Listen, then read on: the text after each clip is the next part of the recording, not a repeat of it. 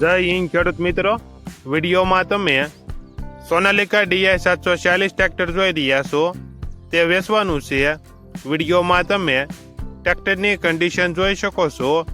Showroom condition, original company colour, company fitting engine, gear hydraulic complete, tyre નવા, battery wiring તમામ complete. ટ્રેક્ટરમાં કોઈ પ્રકારનો ફોલ્ટ નથી.